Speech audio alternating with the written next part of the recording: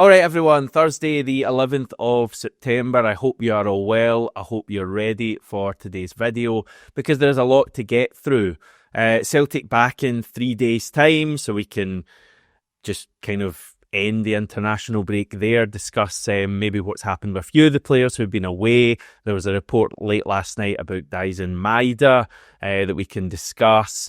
There was also a big fan meeting that took place in Glasgow city centre last night. I've found out a little bit about what happened there, so we can discuss that. We also had the club releasing Europa League tickets finally yesterday and a few other things, so let's go. Today's show is sponsored by Practical CBT, helping men take small steps for stronger mental health. Channel subs are absolutely flying at the moment. We're not too far away from 18,000, so if you are watching this and are just realising I'm not actually subscribed, then just come aboard. It is completely free. It takes a couple of seconds. Just click that button and we'll be at 18k in no time. Right, last night, a fan consultation meeting, the first fan consultation meeting, took place in Glasgow. It's the first meeting of what is hoped to be a new and united fan campaign. This is something that was kicked off by the open letter that was sent to Celtic, 420 signatories, including Celtic AM. Last night's meeting was the next step in this. It's very early days, but the aim is for Celtic fans to talk, listen, share ideas and reach consensus on how we progress as a collective. Part of last night's meeting was the releasing of the results from the fan survey that took place a number of days ago. Yes, they were able to release these results very quickly. Take note, Celtic, who were still waiting on results from a survey like 18 months ago almost. And this survey, the fan one, had just under 39,000 responses in 3 days, which is an incredibly high number, and I think shows how strongly people feel about this at the moment. I'm not going to actually publish all the figures because that's someone else's job to do. I don't want to kind of step on anyone's toes, but let's just say that every question was answered unanimously, I think by like at least 90%. In favour of like some sort of action, whether that be like supporting the removal of certain people at the club or some sort of action in terms of protests like boycotts or boycotting merchandise or arriving to a game late or leaving early. All of these kind of means of protest got incredible support. Should just say that Celtic AM were invited to last night's meeting. Unfortunately, it was on at like 4 a.m. here, so I wasn't able to actually make it there. Obviously online. I know Stevie was there at the meeting. We'll hopefully get Stevie on the channel pretty soon and he can tell us exactly what happened. But yeah, I think generally some of the things I'm hearing actually in the last kind of 10 minutes, one of the wonderful viewers, I won't name him, but he knows who he is, has sent in the minutes from the meeting. And yeah, there's some quite interesting stuff. It's obviously pretty lengthy. I think the general theme here seems to be that there's a lot of unity in the room. I think it's a long road here to get some sort of change at Celtic. But, it's a start and we kind of need to move this forward. Yeah, it doesn't seem like there was any sort of definitive decisions made in terms of like actions. There was a lot of talk about, having to start this Sunday and making it clear to the board that the majority of fans, I know I'm not speaking for everyone here, the majority of fans aren't happy with what's happening at the club right now. But I think also a point, having read these minutes again, just once I've kind of gone over them, pretty clear that a lot of people feel strongly that as fans we should be supporting the team as well, and like a boycott should be a last resort. Yeah, this is what I'm going to read from my phone just briefly. I'm just trying to see if there's anything interesting happen. Yeah, just various people talking from various podcasts and various supporters organisations and various supporters clubs. Someone talking just about whatever is chosen or taken, that it's important that fans don't turn on each other. Totally agree with that. There's no right or wrong decision. Virtually everyone in the room agreed. People talking about financially hitting the club, commercial boycott, not buying strips, etc. was spoken about. A bit of chat about potentially going in late to Sunday's game at Rugby Park, maybe waiting downstairs for 10 or 15 minutes. That someone from the CSA raising the point that as supporters we should back the team and not do that. So yeah, a lot of discussion, I think. A couple of laughs in there as well from various things that were said. But nothing really come to it, definitively at this point in terms of what's going to happen. So it's going to be interesting to see if there is some sort of direction ahead of Sunday's game. I mean, we are only 3 days away now. Is it just business as usual, get behind the team and sing a few songs, against the board? Or will we see something more substantial than that? And what will happen about these Europa League tickets that went on sale yesterday? Details for the 4-match Celtic Park package came out. The headline figures here, the package will cost adult season ticket holders £140. That works out at £35 per match. Concessions, £112. That's £28 per match. And under 13s at £100. That's £25 per match. So £140 for the 4-match package. I've looked back at the various amounts Celtic have charged over the years for both Europa League in orange and the 3 seasons in the Champions League in dark blue. And yeah, the first thing that jumps out to me, and personally I don't think £35 per match is like totally ridiculous.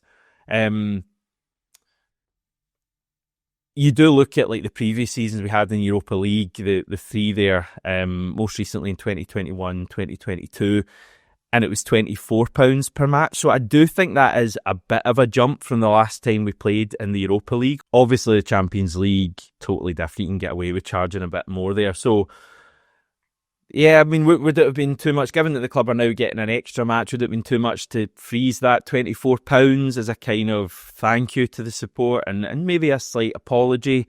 As I say, I don't think 35 is ridiculous. I think it's slightly high for me. I think they could have gone at the £30 mark. There's also another element here, John McGinley, my good pal, pointing out online that Celtic are actually only allowed to charge a maximum of €35 to away fans in the Europa League. It's a new thing they've brought in, I think, last season when it was €40. They've now actually brought it down to €35 from this season, which I think is a great move. Well done, UEFA, something I won't say very often.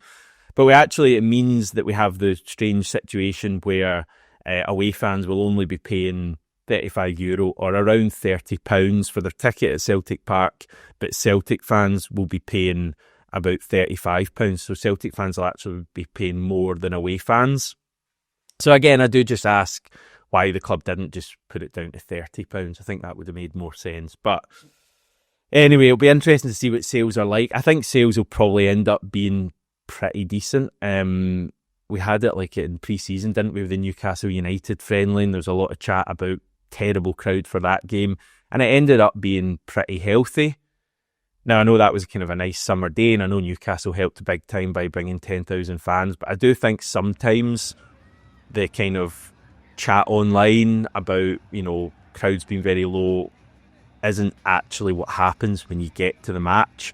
I think certainly the Roma game, there'll be a good crowd there. The Braga game, which is a 5:45pm kickoff, which is going to be strange, I don't think will be a great crowd. But then again, we did get an amazing crowd for a Ferencváros game. That was that like 3pm or something on a Tuesday afternoon a number of years ago. So it is possible.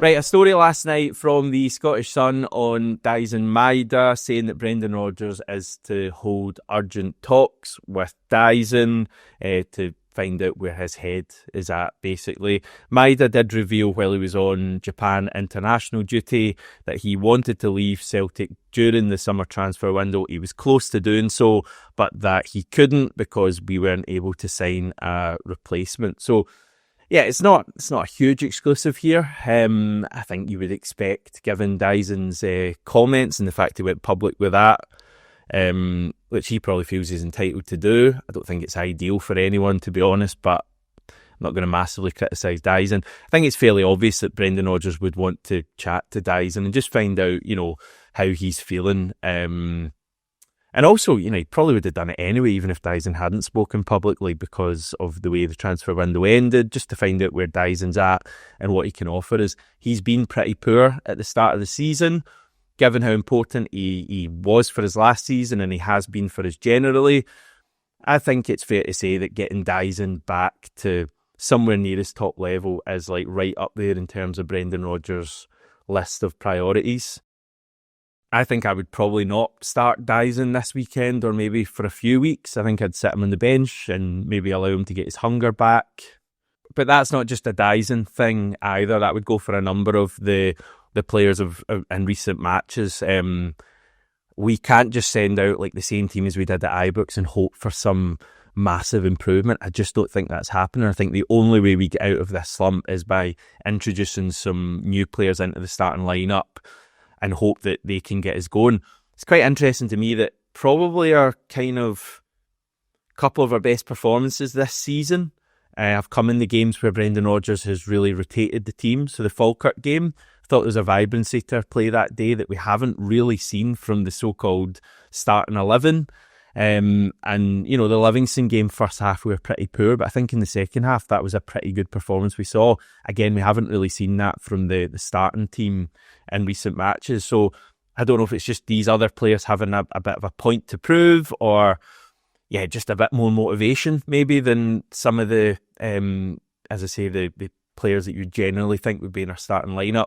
But I'm looking for changes on Sunday. I think Colby Donovan is going to come in and start and hopefully does some good stuff and does well. New signings, I think we need to see as many of them starting as possible. Dane Murray potentially as well. Luke McCowan, I'm looking for him to come in and freshen up the midfield a bit.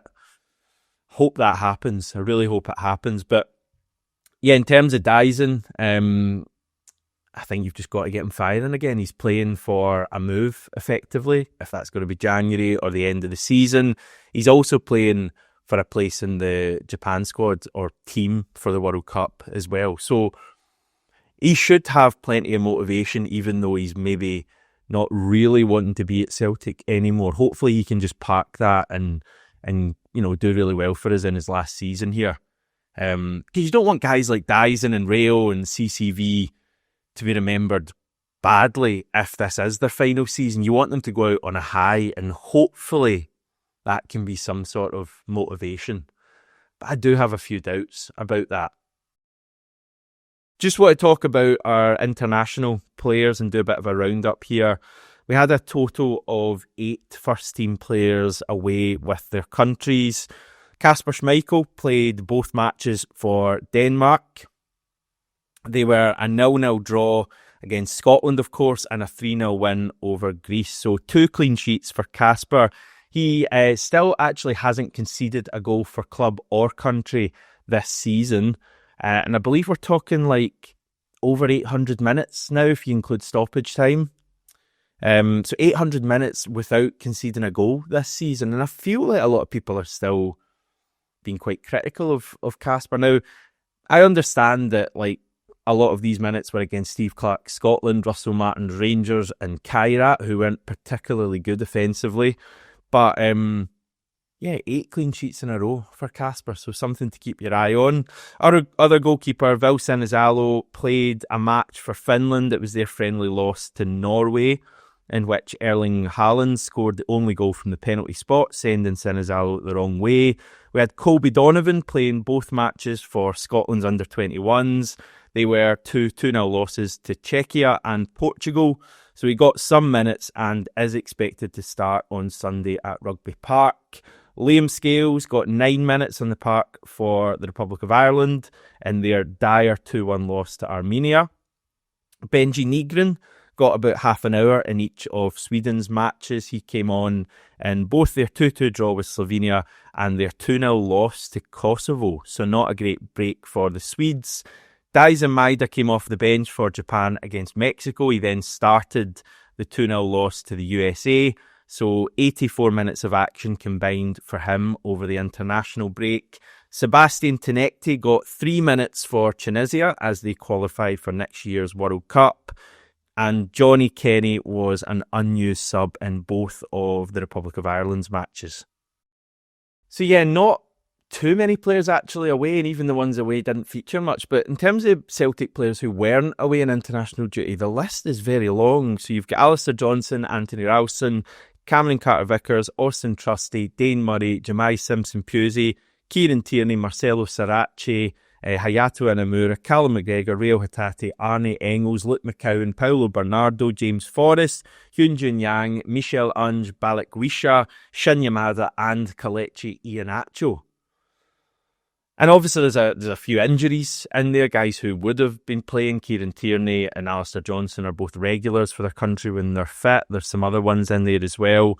Callum McGregor is obviously retired, but very striking to me how few of our players are actually being called up by their countries. And even the ones that are being called up are kind of bench players. Kasper Schmeichel was the only one who started a senior competitive international for his country over the break. And yeah, that's pretty mad for a team like Celtic. I guess the positive from that is that the players should be pretty fresh. As I say, the vast majority didn't go away at all. Those who did, certainly in terms of outfielders, barely played. Travel wasn't too bad. I think Daizen was the one who went furthest, and that was to the USA. So there shouldn't really be any excuses here, any excuses of like rustiness or whatever going into Sunday's game. The team should be ready and raring to hit the ground running when they come back. Certainly no international break excuse at Rugby Park. Just in terms of the officials for Sunday, John Beaton will referee the match. He'll be assisted by Jonathan Bell and Paul McAvenue. See what road we go down with him. VAR is Matthew McDermott and assistant VAR is Ross Hardy. And we will build up a bit more to Sunday's game tomorrow. But that is us for today. Plenty of ground covered and back tomorrow to do it all again.